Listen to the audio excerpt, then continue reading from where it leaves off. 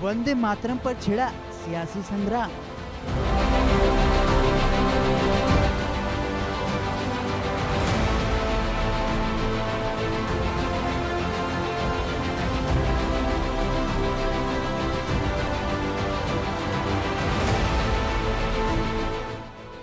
सोनिया गांधी पर लगा अपमान का इल्जाम।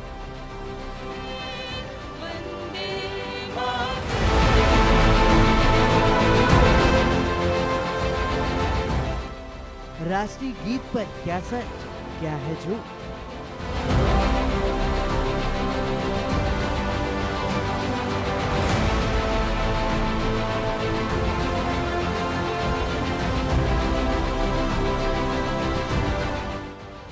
बीजेपी या कांग्रेस, किसका दावा मजबूत।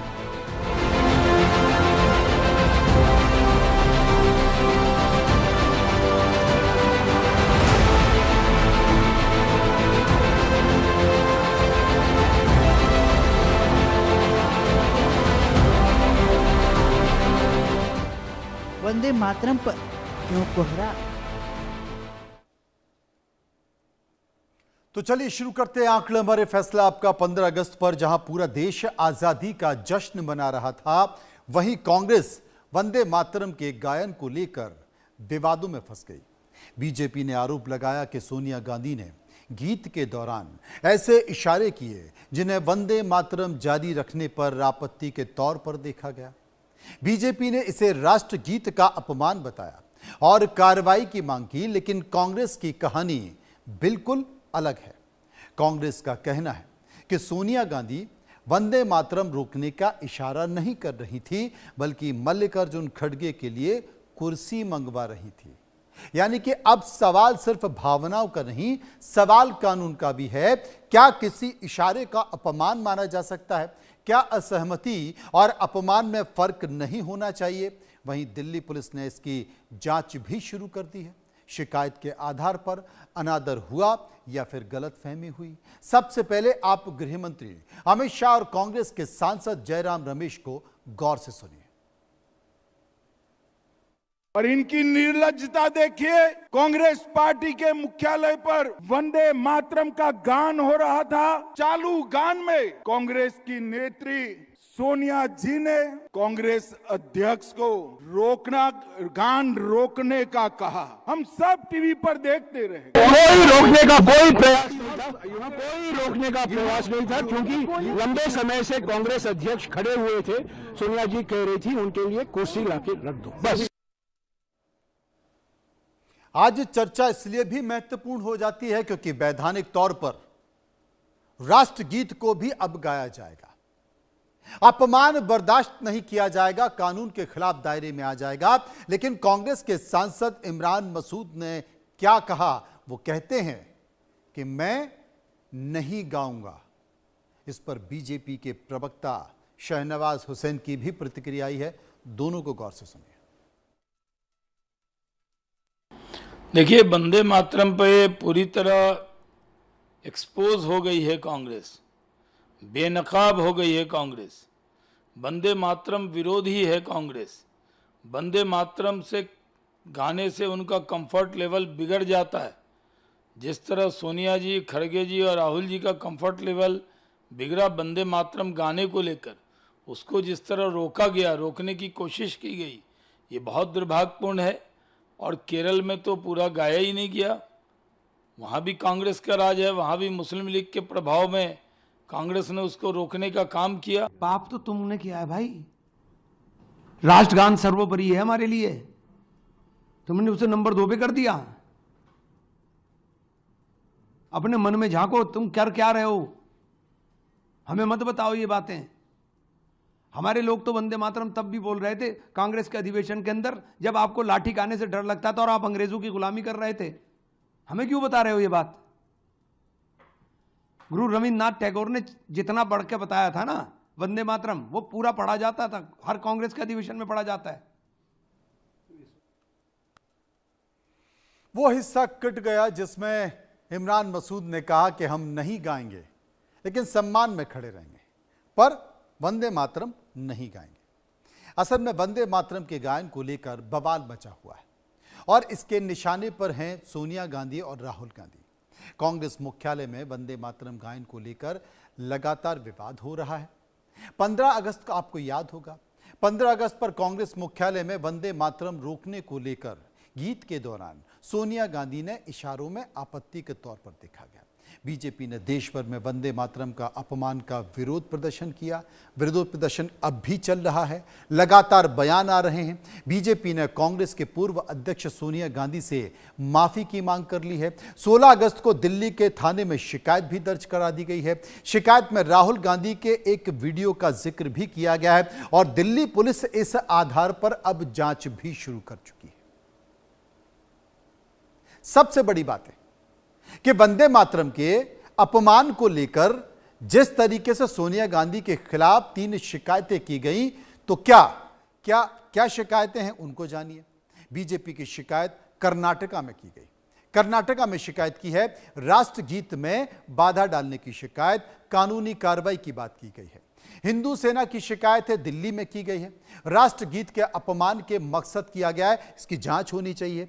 दिल्ली में एक और शिकायत की गई है। एक एडवोकेट है, उन्होंने शिकायत की है राहुल गांधी के एक वीडियो दिया गया है जिसमें जांच करने की बात की गई है। कहा गया है कि वंदे मातरम का अपमान किया गया है। अब तमाम सारी बातों के बीच वंदे मातरम के गायन को लेकर बीजेपी और कांग्रेस की अलग अलग दलीलें हैं। वो दलीलें क्या उनको समझिए। बीजेपी के आरोप हैं सोनिया ने वंदे मातरम का पूरा गीत गाया नहीं है, उस पर आपत्ति दर्ज की गई है और इस बात पर भी आपत्ति दर्ज की गई है कि सोनिया गांधी ने गीत रोकने का इशारा किया। राहुल गांधी भी इस दौरान असहज नजर आए। 15 अगस्त को कांग्रेस ने राष्ट्रीय गीत का अपमान किया, इस बात का जिक्र किया गया है। कांग्रेस की क्या सफाई आई है? सोनिया गांधी वंदे मातरम का विरोध नहीं कर रही थी, वो मल्लिकार्जुन खड़गे के लिए कुर्सी मंगवा रही थी, जिसका जिक्र मैंने किया। इशारे को गलत तरीके से वंदे मातरम के विरोध से जोड़ा गया। यह पूरा का पूरा वीडियो एडिटेड कर पेश किया गया है, एडिट किया गया है, जो कि एक साजिश है। अब एक नजर राष्ट्रगीत राष्ट्रगान के जो अपमान है, अनादर है, उसको लेकर के अपराध क्या होता है, अनादर क्या होता है, इसको समझिए। अनादर कब होता है? जब राष्ट्रगीत राष्ट्रगान के समय खड़े ना हो, अपमान करने वाला व्यवहार किया गया हो। अपराध कब होता है? राष्ट्रगीत राष्ट्रगान के गायन के बाधा डाली जाए और राष्ट्रगीत और राष्ट्रगान रोकने का प्रयास किया जाए, यह अपराध हो गया और तय नियमों के अनुसार इसमें कार्रवाई भी है, इसमें सख्त सजा का भी प्रावधान है, जेल भी जा सकते।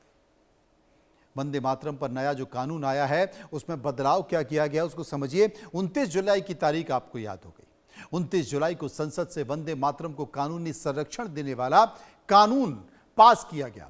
11 अगस्त को राष्ट्रपति की मंजूरी के बाद कानून बन गया और वंदे मातरम को जन गण मन के बराबर कानूनी संरक्षण दिया गया।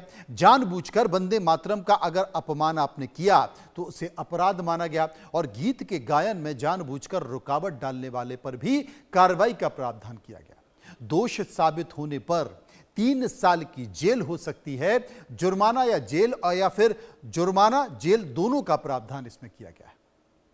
और वही हुआ, एक वीडियो को देखकर बवाल हो गया। इस मुद्दे को लेकर हमने सर्वे कराया, हम जनता के बीच गए, लोगों से राय जानने की कोशिश की। सर्वे में जो पहला सवाल हमने पूछा वो आपके सामने आपकी टीवी स्क्रीन पर।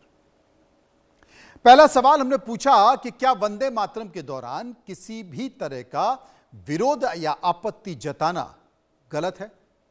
69%, 69% लोगों ने कहा हां बिल्कुल गलत है। 25% लोगों ने परिस्थितियों पर निर्भर है। 4% लोगों ने कहा विरोध का अधिकार है और 2% इस पर कुछ भी कहना नहीं चाहते। सर्वे का एक और सवाल जो हमने लोगों से पूछा, क्या वंदे मातरम के कथित अपमान पर सोनिया गांधी और राहुल गांधी को माफी मांगनी चाहिए? 68% लोगों ने कहा, 68% लोगों ने कहा हां माफी मांगनी चाहिए। 21% लोगों ने कहा सिर्फ सफाई जो है सफाई दे देना चाहिए। 10% लोगों ने कहा माफी की कोई जरूरत है नहीं और 1% लोग इस पर कुछ भी कहना नहीं चाहते। सर्वे का एक और सवाल, तीसरा सवाल, कि क्या कांग्रेस मुख्यालय में सोनिया गांधी ने वंदे मातरम रोका या फिर वो कुर्सी मांग रही थी? 39% लोगों ने कहा, 39% लोगों ने कहा हां वंदे मातरम उन्होंने रोका। 11% लोगों ने कहा नहीं वो कुर्सी मांग रही थी, 27% लोग कह रहे थे कि झूठ फैलाया जा रहा है, और 23% लोग ऐसे थे जो इस मसले पर कुछ भी कहना नहीं चाहते थे। सर्वे का एक और सवाल, चौथा सवाल, क्या वंदे मातरम जैसे राष्ट्र गीतों को लेकर नेताओं की जिम्मेदारी तय होनी चाहिए? 59 यानी कि 59% लोगों ने कहा पूरा सम्मान होना चाहिए, 30% लोगों ने कहा स्पष्ट नियम होने चाहिए, 10% लोगों ने कहा जो मौजूदा व्यवस्था है वो काफी है, और 1% लोग इस पर कुछ भी कहना नहीं चाहते थे। सर्वे का एक और सवाल, क्या वंदे मातरम पर राजनेता राजनीति कर रहे हैं? यह बड़ा सवाल है, महत्वपूर्ण सवाल भी है। 45% लोग, 45% लोगों ने कहा हां राजनीति हो रही है, 15% लोगों ने कहा ऐसा कुछ भी नहीं है, और इसके साथ साथ 38%, 38% लोगों ने कहा यह राष्ट्र सम्मान का मुद्दा है, इस पर राजनीति नहीं होनी चाहिए, और 2% लोग इस पर कुछ भी कहना नहीं चाहते थे। अब विस्तार से बात करेंगे, चर्चा करेंगे, समझने की कोशिश करेंगे, क्योंकि आपने देखा कि किस तरीके से हर देश के राज्य की राजधानी में या फिर जिलों में विरोध प्रदर्शन हो रहा है, राजनीतिक आरोप प्रत्यारोप चल रहे हैं। मेरे साथ सूर्य प्रकाश मैथिल जो कि भारतीय जनता पार्टी से भी जुड़े हुए, उनसे हम चर्चा करेंगे, विचारधारा से जुड़े हैं। अजीत मेंदोला जो कि वरिष्ठ पत्रकार हैं मेरे साथ मौजूद हैं। करुणा सागर प्रवक्ता कांग्रेस मेरे साथ जुड़ेंगे, उनसे भी हम चर्चा करेंगे, और हाजी नाजिम प्रवक्ता पीस पार्टी मेरे साथ मौजूद हैं। एक बात मैं अजीत मेंदोला के पास चलूंगा, उनसे समझने की कोशिश करूंगा। अजीत जी, वंदे मातरम को मैं देख रहा हूं कि पूरे देश भर में, तमाम राज्यों की राजधानी में, जिलों में विरोध प्रदर्शन हो रहा है। विरोध प्रदर्शन बीजेपी के नेता कार्यकर्ता कर रहे हैं, इस बात को लेकर कर रहे हैं कि भाई कांग्रेस मुख्यालय में सोनिया गांधी, राहुल गांधी ने अपमान किया है, वहां से सफाई आती है, ऐसा कुछ नहीं है। और आज ही इमरान मसूद ने कहा है कि देखो साहब, सम्मान में हम खड़े हो जाएंगे लेकिन गाएंगे तो नहीं, जो करना है वो कर लो। अनम्यूट कर लीजिए, आवाज नहीं आ रही है। अब आई? बिल्कुल आई। अच्छा, मैं कह रहा हूं जो संसद का मानसून सत्र था और पूरे 3 हफ्ते जो माफी मांगने पे बिता दिया गया, और सर कहा कि जो पेपर लीक का मामला है उसमें एक धर्मेंद्र प्रधान की इस्तीफे के बाद कांग्रेस अड़ गई कि केंद्रीय गृह मंत्री जवाब दे। 3 हफ्ते सरकार बहुत दबाव में रही, पहली बार डिफेंस में आती हुई भी दिखी। लेकिन क्या है, मैं कई समय से देखता हूं कि कांग्रेस की तरफ से कुछ ऐसा सेल्फ गोल हो जाता है या कोई ऐसी बात हो जाती है जो कहीं ना कहीं बीजेपी को एक बड़ा मुद्दा दे देती है। अब कांग्रेस जो भी सफाई दे, उस दिन राष्ट्रगीत गाया गया, राष्ट्रगान के नाम पर एक दूसरा गान गाया गया था वहां पे कांग्रेस मुख्यालय में। देखो, अब सफाई कुछ भी हो, कांग्रेस के 2 बड़े नेताओं ने स्वीकार करा और कहा कि नहीं, वो राष्ट्रगीत रोकने की कोशिश की गई थी, और बीजेपी को एक मौका मिल गया है। जब बीजेपी को मौका मिला है तो निश्चित तौर पर बीजेपी भुनाएगी।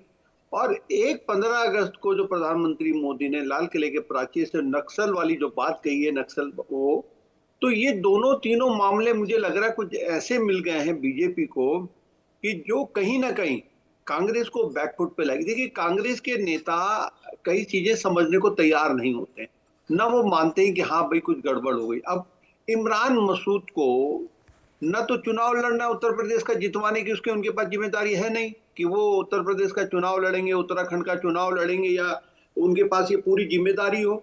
वो आए नेता की तरह बयान देके चले गए। मतलब एक कंपटीशन है कि राहुल गांधी को हमको कितना प्रभावित करना है। उस प्रभावित करने के चक्कर में सब गड़बड़ जाला हो रहा है। अब निश्चित तौर पर बीजेपी को ये मुद्दे कांग्रेस ने दे दिए हैं। उत्तर प्रदेश बहुत महत्वपूर्ण चुनाव है, कांग्रेस के नजरिए से भी और बीजेपी के नजरिए से भी। हालांकि उत्तराखंड और उसके बाद पंजाब पर 5 राज्यों में चुनाव है, लेकिन उत्तर प्रदेश का चुनाव एक ऐसा चुनाव है, अगर बीजेपी ने वहां पे तीसरी बार सरकार बना ली तो ये कांग्रेस और समाजवादी पार्टी के अस्तित्व के लिए बहुत बड़ा एक चैलेंज खड़ा हो जाएगा। पता नहीं कांग्रेसी कितना समझ रहे, कितना न समझ रहे, या ये मानकर चले चलो कोई बात नहीं, इस बार भी नहीं, अगली बार देखेंगे। वो अगली बार देखेंगे चक्कर में फंस जाएंगे। अब इमरान मसूद को क्या जरूरत पड़ी हुई थी कहने की मैं नहीं गाऊंगा, ये नहीं गाऊंगा। आपको मीडिया में आने का, आपके मीडिया के कांग्रेस के राष्ट्रीय प्रवक्ता हैं, वो बोलेंगे, वो सफाई देंगे इस बारे में क्या कहना है क्या नहीं कर रहा है। आप कौन है भाई? आप एक सांसद हैं सिंपल, और आप आगे आके अपनी पार्टी को मुसीबत में डाल दिया आपने। उसके अलावा जो वहां पे घटनाक्रम हुआ वो एक बड़ा मामला है। देखिए अभी केस भी दर्ज हो गए हैं, ये बीजेपी इस मुद्दे को नहीं छोड़ने वाली है। नक्सल वाला मामला भी पी चिदम्बरम ने कह दिया कि हाँ मैं हूँ शहरी नक्सल।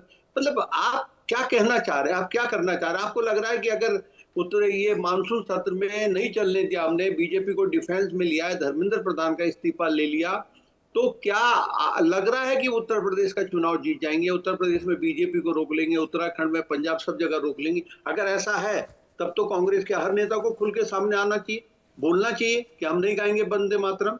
क्योंकि बीजेपी राष्ट्रवाद और हिंदुत्व के बीच में चुनाव लड़ेगी। ये कोई भी, आप देखिए, डेवलपमेंट इस देश में चुनाव नहीं जिता सकता। आप 50 सड़कें बना ले, 50 एक्सप्रेसवे बना ले, 50 वंदे मातरम चला लें, आप 120 मेडिकल कॉलेज खोल लें, कुछ भी कर लें, एम्स खोल लें, लेकिन आखिर में जात पात की राजनीति आएगी। आरक्षण का मुद्दा, अपोजिशन कुछ ना कुछ बातें करेगा, पेपर लीक का एक इशू चल ही रहा है, युवाओं को रिझाने की तमाम कोशिशें हो रही हैं। उस स्थिति में बीजेपी के सामने कोई चारा नहीं बचता, राष्ट्रवाद और हिंदुत्व की बिल्कुल पीठ पे ठीक कह रहे हैं। खिलाना। राष्ट्रवाद और हिंदुत्व की बात होगी और वो उत्तर प्रदेश के चुनाव के इर्द गिर्द घूमती हुई नजर आएगी। मेरे साथ करुणा सागर मौजूद हैं, उन्हीं के पास चलते हैं, क्योंकि बहुत सारी बातें अजीज मंजूरदार साहब ने कांग्रेस को लेकर कही है कि भाई कांग्रेस सेल्फ गोल क्यों कर लेती है, क्या जरूरत आन पड़ी थी बोलने की, तब जबकि कांग्रेस मुख्यालय में वंदे मातरम को लेकर पहले से ही इतना विवाद हो गया। करुणा जी, आपकी राय? मनोज जी, सबसे पहले तो आपको, आपके सभी दर्शकों को और सभी फेलो पैनलिस्ट को मेरा नमस्कार जी, आपका भी स्वागत है। नाग पंचमी की अनंत शुभकामनाएं जी। देखिए मनोज जी, 15 अगस्त को देश के गृह मंत्री अमित शाह ने कहा कि जब उन्होंने लाल किले के प्राचीर से वंदे मातरम सुना तो उन्हें गूज बम्प हो गए, मतलब उनके रोए खड़े हो गए। मैं पूछता हूं कि 20 जुलाई को जैन जी के बच्चों पर जब पेलेट गन चलाए जा रहे थे, जब लाठियों में कील लगाकर उन्हें पिटाई किया जा रहा था, सिवान में निहत्थे भीड़ के ऊपर AK-47 का इस्तेमाल किया जा रहा था, तो उनके रोंगटे क्यों नहीं खड़े हुए, उनके हाथ क्यों नहीं कांपे? आज वंदे मातरम का मुद्दा सिर्फ इसलिए उठाया जा रहा है क्योंकि बीजेपी की सरकार, चाहे वो आर्थिक नीति हो या विदेश नीति हो, उसमें पूरी तरह से फेल कर चुकी है। और आज के युवा का सब्र का जो बांध है वो टूट रहा है और वो पूरी तरह से हताश है, निराश है। वो नौकरी मांग रहा है, वो लगातार जो पेपर लीक हो रहे हैं उनसे निजात मांग रहा है।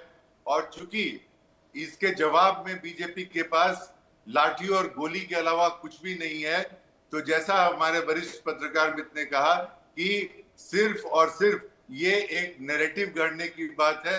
देश में बहुत अहम मुद्दे हैं जो देश की जनता से मतलब रखते हैं और उन मुद्दों पर डिबेट होना चाहिए, उन मुद्दों पे बात होनी चाहिए।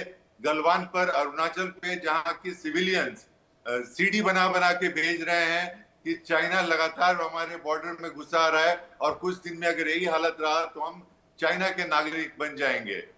उसी तरह से इन्होंने कि 2 करोड़ नौकरियों का वादा किया था, उसका क्या हुआ? 2015 तक किसानों की आय, वो तो लंबी, करुणा जी, लंबी फहरिस्त है, इसमें तो कोई शक नहीं है, लंबी फहरिस्त है, वो एक लंबी फहरिस्त है, ये लेकिन सब वादे इन्हीं प्रधानमंत्री के हैं और इन वादों का जवाब आज युवा और आज जेनजी मांग रहा है और जिसकी बानगी आपने जंतर मंतर पर और पूरे देश में देखा।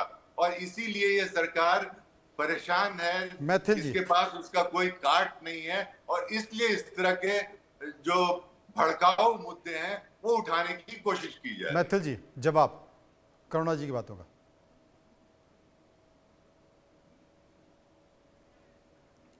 मैथिल जी, जवाब।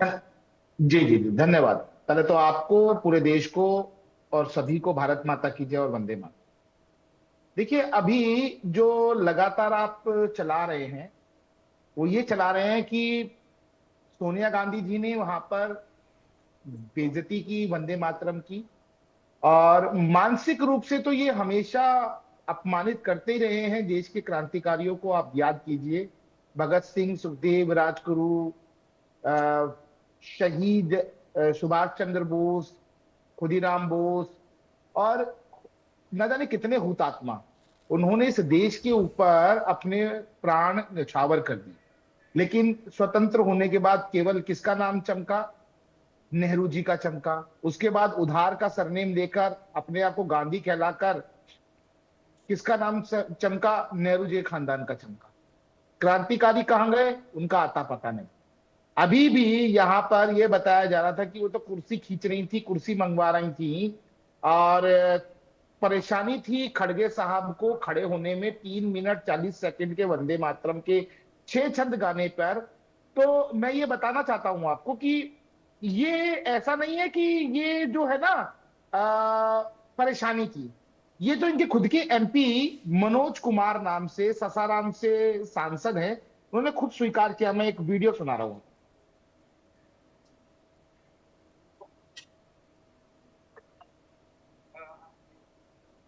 आवाज नहीं आ रही, अब आप ही बता दो। उन्होंने स्वीकारा है ना? तो उन्होंने ये स्वीकार किया कि भैया वंदे मातरम हमने पूरा चलाया, चाहे हमारी नेता ने मना भी कर दिया कि मत चलाओ, फिर भी हमने चलाया। ये स्वीकार किया, ऑन रिकॉर्ड ANI पे बाइट है। फिर ये इसको एडिटेड नहीं कह सकते। तो ये तो इनकी मानसिकता रही है। और दूसरा, प्रधानमंत्री जी ने जो कहा ना कि मानसिक नक्सल जो है, जो मेंटालिटी से नक्सल है, वो नक्सलाइटेशन यही है।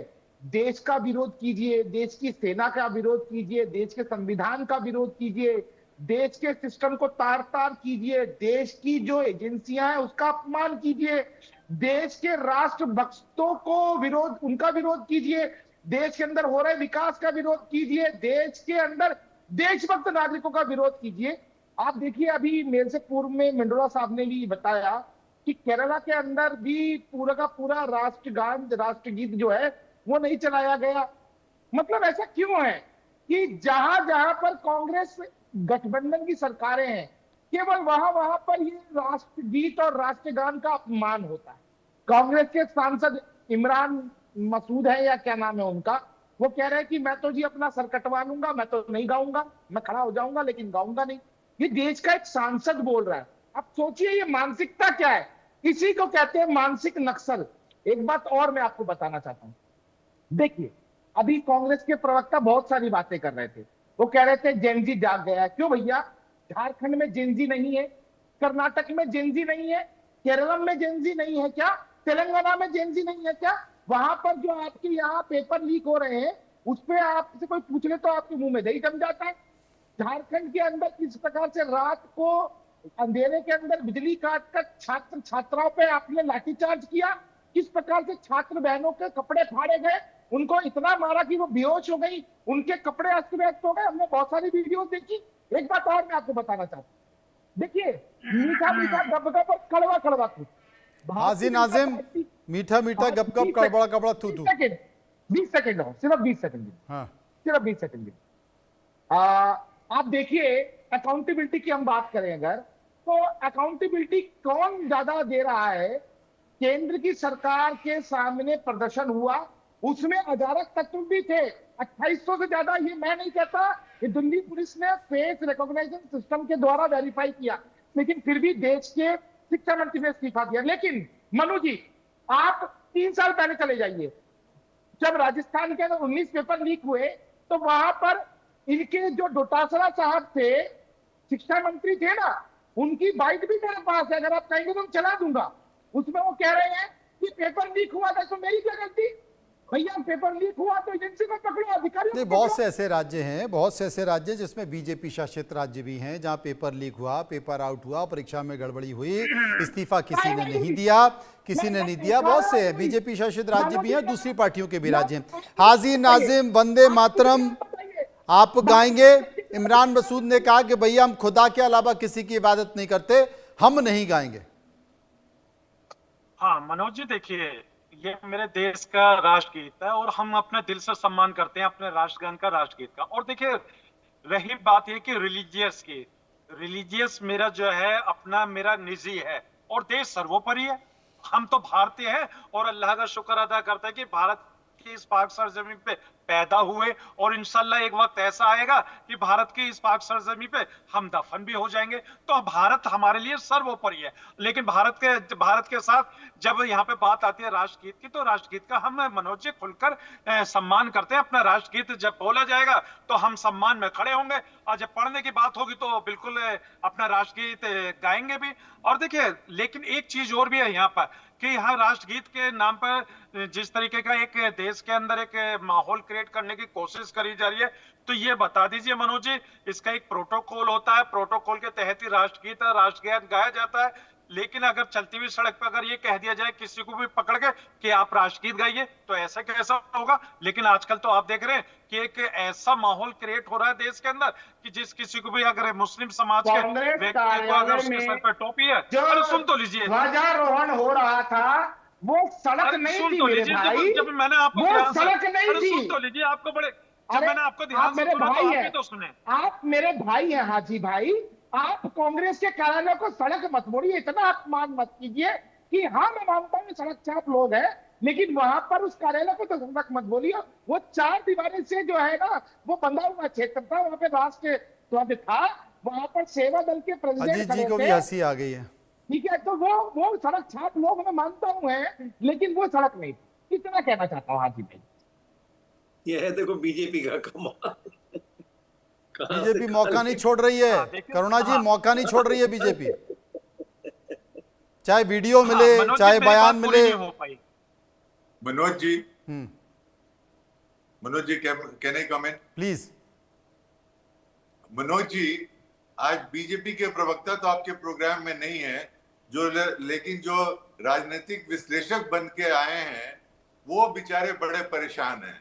नहीं, मैंने पहले ही कह दिया था, बीजेपी की विचारधारा से पूरी तरह से प्रभावित है और एक तरह से जुड़े भी हुए। नहीं, हमें उससे कोई दिक्कत नहीं है, लेकिन जैसा कि हमारे मित्र अभी बोल रहे थे, वो उनको बोलने भी नहीं दे रहे थे और इतने उत्साहित थे कि उनके बोलने के बीच में उन्होंने अपनी बातें शुरू कर दी। ये मौका देखकर चौका लगाना चाह रहे थे ना, तो लगा दिया उन्होंने, और हाजी नाजिम ने मौका दे दिया। तो मनोज जी, ये बीजेपी के अंधभक्तों का चरित्र है। और मैं जरा बता दूं कि ये 31 सेकंड का वीडियो है और इसमें ये क्लियर है कि 84 साल के खड़गे साहब जो हमारे राष्ट्रीय अध्यक्ष हैं, उसके लिए सोनिया गांधी जी ने कुर्सी मंगवाया। और बीजेपी में तो बुजुर्गों के सम्मान करने की प्रथा है नहीं, वहां तो बुजुर्ग जाते हैं मार्गदर्शक मंडल में। हम अब बुजुर्गों का सम्मान करते हैं और उस सम्मान को देखते हुए, उनके स्वास्थ्य को देखते हुए सोनिया गांधी सीताराम केसरी का बड़ा अच्छा सम्मान किया था आपने, कुर्सी मंगवाया, कैसे घसीट कर फिकवाया था सीताराम केसरी को, उनकी धोती तक खुलवा दी थी, याद है ना भाई। आप चुप नहीं रह सकते, जब कोई बोल रहा है तो आप चुप नहीं रह सकते। आपकी बारी आएगी तो बात कीजिए, आप दूसरों को क्यों टोकते हैं? आपको इतनी क्या परेशानी है? आप दूसरे को बोलने तो दीजिए, आप किसी को बोलने नहीं देते हैं और बीच में चिल्लाना शुरू कर देते हैं। आपको इसीलिए ऐसे लोगों को बुलाया जाता है ताकि कोई अच्छा डिबेट नहीं हो सके, कोई स्टैंडर्ड नहीं हो सके, कोई अपनी बात रख नहीं सके। मैंने आपको बीच में कभी टोका? मैंने आपको बीच में कभी टोका? कुछ तो शर्म कीजिए, कुछ तो उम्र का लिहाज कीजिए। अपने आप को राजनीतिक विश्लेषक कहलाते घूमते फिरते हैं, तो जरा राजनीतिक विश्लेषक की बात कीजिए। और इस तरह से जो आपकी जो हताशा है, जो निराशा है, आप देख रहे हैं कि इस देश के प्रधानमंत्री का ग्राफ लगातार गिर रहा है और हमारे नेता राहुल गांधी का ग्राफ लगातार बढ़ रहा है। इस देश की जनता पूरी तरह से निराश हो चुकी है, देश की जनता जाग चुकी है और देश की जनता जगह जगह सड़कों पे आ रही है। तो चाहे सड़क हो या सदन हो, आप कहीं भी बोलने के लायक नहीं है, कहीं भी मुंह दिखाने लायक नहीं है।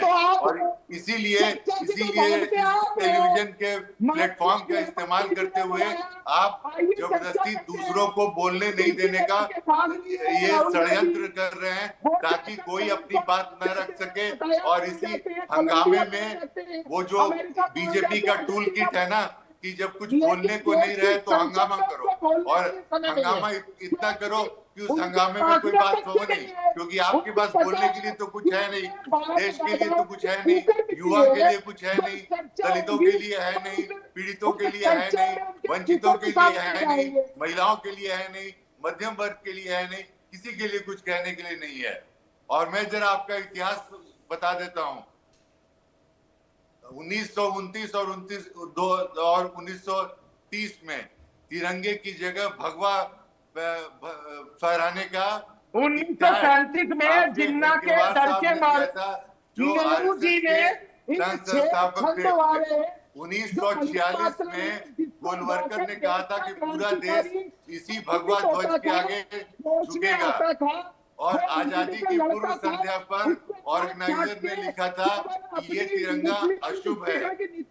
श्यामा प्रसाद मुखर्जी मुस्लिम लीग के मंत्रालय में मुख्यमंत्री थे बंगाल में। तो हम तो हमेशा वंदे मातरम गाते रहे हैं और वंदे मातरम के नाम पर कुर्बानियां भी देते रहे हैं। आप तो अंग्रेजों मेहता साहब एक मिनट, मेहता साहब मैं आपको रोकना चाहता हूं, लेकिन करुणा जी मैं आपसे ये भी पूछना चाहता हूं, क्योंकि चूंकि अब एक कानून बन गया इस मसले पर, वैधानिक मान्यता मिल चुकी है वंदे मातरम को, उसके बावजूद भी अगर अपमान चाहे वो जानबूझकर हो या फिर बयानों के जरिए हो, आपको लगता है कि बैठे बिठाए कांग्रेस और कांग्रेस के नेता बीजेपी को मौका दे रहे हैं? आप मानते हैं? मनोज जी, ऐसी कोई बात नहीं है। जहां देखिए कानून, मैं आईपीएस ऑफिसर रहा हूं, डीजीपी रहा हूं, हाँ, और मुझे कानून पता है। किसी भी चीज में एक कॉन्सेप्ट होता है मेंस्ट्रिया, कि आपके दिमाग में क्या है, आपकी मनसा क्या है। वहां पर सिर्फ और सिर्फ सोनिया जी ने कुर्सी लाने के लिए इशारा किया था, क्योंकि आप भी जानते हैं 84 साल के आप चलवा दीजिए उस वीडियो को। फिर यार पहले इनको तो चुप करवा लो। एक मिनट, आ रहा हूँ सूर्य प्रकाश जी, आ रहा हूँ आपके पास। हाँ, और इमरान मसूद ने जो बयान दिया वो क्या है? करुणा जी इमरान ने जो बयान दिया वो क्या है? इमरान मसूद का बयान हमने देखा नहीं है, और इसलिए उस पर मैं रिएक्शन नहीं दे सकता हूं, क्योंकि वो मैंने देखा नहीं है उसको। नहीं, उन्होंने साफ कह दिया, मैं सम्मान में खड़ा हो सकता हूं लेकिन मैं राष्ट्रगीत गाऊंगा नहीं, और हमारे यहां सिर्फ अल्लाह की इबादत होती है, किसी की नहीं करेंगे। साफ कह दिया। मनोज जी, जब कोई भी कानून बनता है तो कानून सर्वोपरि होता है, संविधान सर्वोपरि होता है, और हमारी पार्टी और हमारे नेता हमेशा से संविधान की ही लड़ाई लड़ रहे हैं, और इस देश में संविधान की स्थापना हो इसकी लड़ाई लड़ रहे हैं। आप बताइए, बांसुरी स्वराज जब नेशनल एंथम गाया जा रहा था उस समय टहल रही थी, क्या कोई केस रजिस्टर हुआ? क्या उनके खिलाफ कोई एक्शन हुआ? बांसुरी स्वराज दिल्ली की एमपी हैं। नहीं, अभी आपने जिक्र किया लॉ का, अभी आपने कहा कि आपके दिमाग में चल क्या रहा। हो सकता है कि बांसुरी स्वराज के दिमाग में नहीं रहा हो, कुछ और होगा, जानबूझ के नहीं किया होगा। लेकिन यहां तो इमरान कह रहे हैं ना कि मैं नहीं गाऊंगा, मैं सम्मान में खड़ा तो हो सकता हूं लेकिन मैं गाऊंगा नहीं। अब ऐसी स्थिति में क्या होगा? क्या यह बीजेपी को एक बैठे बिठाए मुद्दा नहीं मिल जाएगा? मैं आपसे जानना चाह रहा हूं। देश आज बहकने वाला नहीं है। जब से बीजेपी आई है विभाजन की राजनीति कर रही है, समाज को धर्म के नाम पर, जाति के नाम पर, क्षेत्र के नाम पर बांटने का काम कर रही है। और यही कारण है कि जैसे हमने जो लंबी फहरिस्त गिनाई थी, बीजेपी जो कर रही है वो छोड़िए, वो सबको दिखाई दे रहा है, वो आपको भी दिखाई दे रहा है, मुझे भी दिखाई दे रहा है। लेकिन इमरान मसूद के बयान को आप कैसे देख रहे हैं, ये बता दीजिए। मैंने कहा ना कि मैंने उस बयान को देखा नहीं है, अच्छा पार्टी के बारे में नहीं जानता हूँ। अजीत मेंदोला मेरे साथ मौजूद हैं। अजीत मेंदोला मेरे साथ मौजूद हैं। अजीत, शुरुआत में इस बात का जिक्र कर रहे थे कि जो बयानवीर नेता है ना, वो ऐसे ही पार्टी को फंसा देते हैं। अब इसी बयान को लेकर बीजेपी कांग्रेस के तमाम बड़े नेताओं से स्पष्ट रुख जानना चाहेगी कि इस पर आपका क्या कहना है, बताइए। अजीत जी, फंस गई कांग्रेस? मनोज जी एक बात बताइए कि देखिए मनोज जी, 2024 में एक मिनट सुनिए। देखिए क्या है, एक मिनट मैं कई बार बोलता हूँ, मैं कई बार बोलता हूं कि कांग्रेस ने जब देश आजाद हुआ और आजादी के बाद इस्लाम के नाम पर एक देश बन गया, पूरा पाकिस्तान बना, उसके साथ अब बांग्लादेश अलग हो गया, बात अलग है, लेकिन इस्लाम के नाम पर एक देश बन गया जी। फिर क्या जरूरत थी इस देश में आपको मुस्लिम तुष्टीकरण की राजनीति करने की? उनको भी, यहाँ के मुसलमानों को भी आराम से रहने देते। अब किसी को कल्पना नहीं थी। दरअसल में देखिए 50-55 साल कांग्रेस कहती है आजादी हमने दिलाई, आजादी किस किसने दिलाई एक अलग विषय है। अजीत जी देखिए, ये राजनीति का कीड़ा है। सुन लीजिए मेरी बात, सुन ले। हाँ, राजनीतिक पार्टियां अपने नफे नुकसान के हिसाब से राजनीति कर रही हैं। कोई मुस्लिम तुष्टीकरण की राजनीति कर रहा है, कोई दलितों की राजनीति कर रहा है, कोई आदिवासियों की राजनीति कर रहा है, कोई ओबीसी की राजनीति कर रहा है, कोई पीडीए की राजनीति कर रहा है। सब राजनीतिक पार्टी, राजनेता अपनी अपनी सुविधा के अनुसार राजनीति कर रहे हैं। वही तो मैं कहने जा रहा हूँ कि बीजेपी को यही सूट करता है, तो बीजेपी क्यों ना करे राजनीति? बीजेपी को जब पता है कि डेवलपमेंट से हम चुनाव नहीं जीत सकते, कितना भी डेवलपमेंट कर ले, जाति की राजनीति होगी। 2024 के आम चुनाव में क्या कहा गया? संविधान खतरे में, आरक्षण खतरे में। आरक्षण के चक्कर में बीजेपी का 240 पे आ गई, सारा डेवलपमेंट, सारी बड़ी बड़ी बातें सब रखी रह गई। कहा गया कि मोदी जी 400 पार आएंगे तो अंबेडकर को निपटा देंगे। हुई ना राजनीति। तो जब बीजेपी को पता है हम कितनी भी कोशिश कर लें तो धर्म और राष्ट्रवाद की बीजेपी राजनीति करेगी ही करेगी। और अगर कांग्रेस की तरफ से गलतियां हो रही हैं तो इसके लिए कौन जिम्मेदार है? हर बार देखिए, अगर आप बयान वीरों की कल्प करें तो अगर गुजरात का 2018 का चुनाव में मणिशंकर अय्यर एक बयान नहीं देते, या 2007-8 के चुनाव में सोनिया गांधी मौत का सौदागर शब्द इस्तेमाल नहीं करती और उसके बाद चाय वाला शब्द इस्तेमाल नहीं करते। करुणा जी संक्षेप में जल्दी से। मनोज जी जवाब दे दीजिए मेहंदौला जी की बात का। मनोज जी 17 दिसंबर 2024 को राज्यसभा में इस देश के गृह मंत्री अमित शाह ने बाबा साहब अंबेडकर का मजाक उड़ाया। क्या उन्होंने इसके बारे में माफी मांगी? जो सरसंघचालक मोहन भागवत हैं, उन्होंने देश में महिलाओं की स्थिति में और महिलाओं के बारे में जिस तरह की टिप्पणी की थी, क्या कहा उन्होंने? नाम उसके बताइए, बारे में क्या क्या माफी मांगी गई? कैसी बातें कर रहे हैं? अरे आप पूर्व डीजीपी है, आईपीएस ऑफिसर है, तथ्यों पे बात कीजिए। मुझे अच्छा लगेगा आपके संग तथ्यों पे बात करने में, लेकिन ऐसा क्या है कि एक रोड साइड पार्टी के जितने भी प्रवक्ता है, वो जितना मर्जी क्वालिफाइड क्यों ना हो, पप्पू पार्टी के अंदर आके पप्पू के लिए शुरू कर देते हैं। अरे तथ्यों पे बात करो भाई। अभी आपने बोला देश के गृह मंत्री जी ने एक बड़ी खबर आ गई है, एक बड़ी खबर आ रही है। देखिए आंदोलन चल रहा है क्योंकि जिक्र जंतर मंतर और झारखंड के